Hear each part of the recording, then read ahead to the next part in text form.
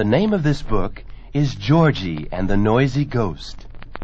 When you hear this sound, you'll know it's time to turn the page. Now let's begin.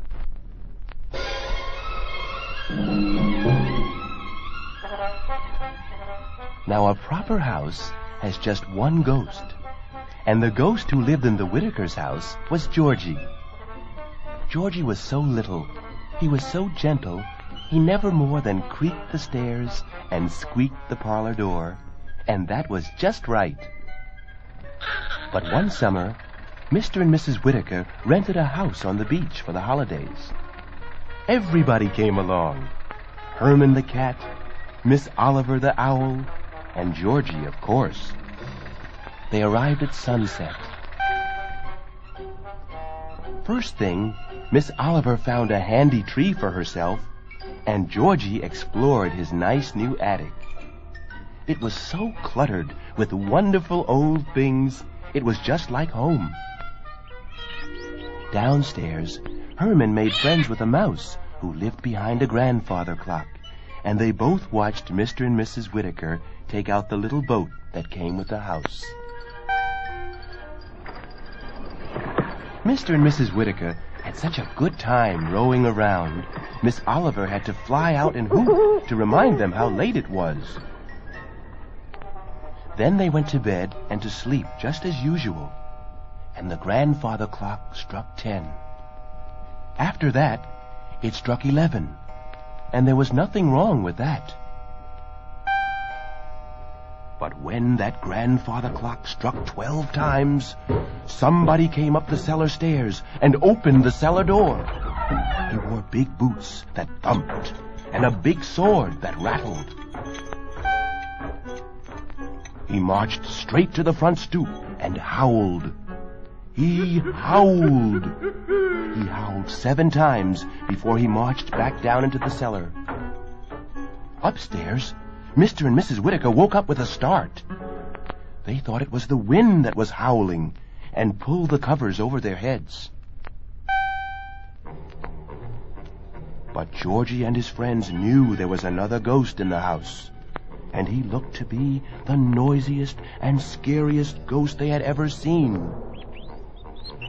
But the mouse, who knew all about him, said that he wasn't scary at all. He was just noisy because he was unhappy. His name was Captain Hooper, and he had sailed the stormy seas in his time. But although he was a good captain, he had never managed to be a hero. So nobody had ever given him a medal. That's why he gloomed in the gloomy cellar and thumped and rattled and howled every night at 12. He wanted everybody to know how unhappy he was, and he wasn't about to stop until somebody gave him a medal. But how could anybody give a medal to a big, noisy ghost who woke up the Whitakers way past bedtime? Just the same, Georgie knew something had to be done about it. He and Herman ransacked the attic until they found slippers and a nightshirt. They left them in the cellar while the captain slept. But his boots and sword they hid away, so he couldn't find them again. Now that was good, because next night, Captain Hooper didn't thump anymore, and he didn't rattle anymore. But he still howled at the sea, because he didn't have a medal. And that was bad, because Mr. and Mrs. Whitaker woke up again with a start. This time, they thought it was a hound dog howling at the moon, and they jumped right out of bed. They looked all over, everywhere, and were so upset they couldn't get to sleep again, and sat up in the parlor for the rest of the night.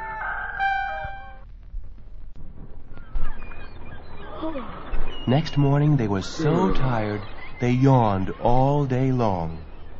And when they took out the boat for a refreshing ride in the cool of the evening, they fell fast asleep. That was a fine how-do-you-do. It was a good thing Herman was watching, because that little boat drifted way out to sea. Then black clouds came up, and a thick fog came down, and it grew as dark as pitch. Herman gave the alarm to Georgie and Miss Oliver, and they went up and down the beach, meowing and hooting to beat the band. But Georgie knew that wasn't nearly noisy enough to save the Whitakers. There was just one person noisy enough for that. They'd have to wake up Captain Hooper right away, before it was too late. Now Herman meowed, but that didn't wake the captain. Miss Oliver hooted, but that didn't wake him. But Georgie fetched a frying pan and a big spoon. Georgie beat that pan 12 times with the spoon, and that woke up Captain Hooper. What? They told him that Mr. and Mrs. Whitaker were lost in a boat at sea, and that only he could save them. But he would have to howl louder and longer than he had ever howled before. That's just what Captain Hooper did. Far out at sea, Mr. and Mrs. Whitaker woke up with a start. And what a surprise to find they weren't home in bed. But they weren't scared, because they heard the familiar sound that had waked them. This time, they knew it wasn't the wind, and it wasn't a hound dog. So they decided it must be a friendly foghorn, and Mr. Whitaker knew exactly which way to row. Now, Captain Hooper wasn't a foghorn, but he was louder. And he was a hero, because he saved the Whitakers. Up in the attic, later on, Georgie himself gave Captain Hooper a medal, and everybody cheered.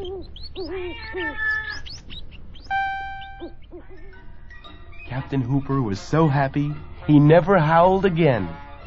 He stayed in the cozy attic and went haunting with Georgie every night. Georgie taught the captain how to creak the stairs and squeak the parlor door. One night, he let him do it all by himself. Captain Hooper haunted so gently, and Georgie was so proud of him, he just had to give him another medal. Thank goodness.